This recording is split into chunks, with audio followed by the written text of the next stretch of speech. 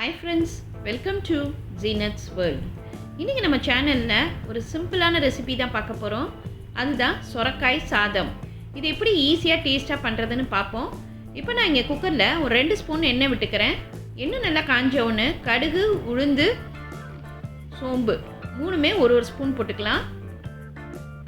அது கூடவே பெரிய வெங்காயம் ஒன்று கட் பண்ணி போட்டுப்போம். இதை லேசாக வதக்கிட்டுருக்கலாம்.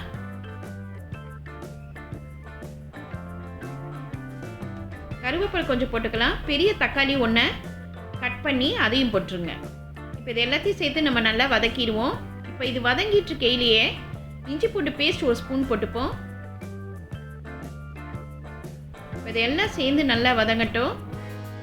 இப்போ நல்லா வதங்க ஆரம்பிச்சிருச்சு பாருங்கள். இப்போ நம்ம பச்சை மிளகா 2 கிள்ளி போட்டுடலாம்.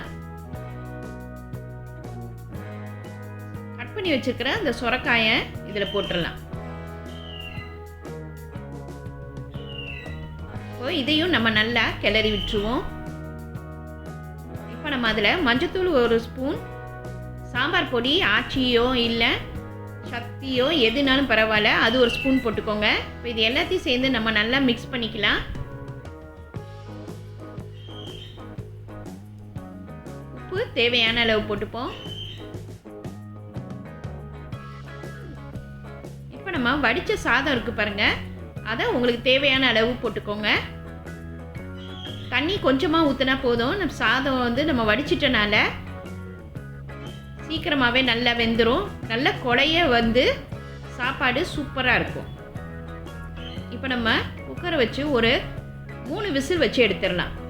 இப்போ பாருங்கள், சூப்பராக நல்லா நம்மளோட சொரக்காய் சாதம் ரெடி ஆயிடுச்சு பாருங்கள்.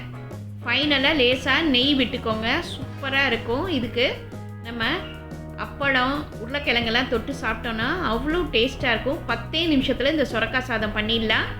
கண்டிப்பாக இந்த ரெசிபி உங்களுக்கு ஈஸியாக இருக்கும்னு நினைக்கிறேன். இன்றைக்கே ட்ரை பண்ணி பாருங்கள். லைக் பண்ணுங்கள், ஷேர் பண்ணுங்கள், ப்ளீஸ் சப்ஸ்கிரைப் பண்ணுங்கள். உங்கள் கமெண்ட் எனக்கு அனுப்புங்க. தேங்க்யூ.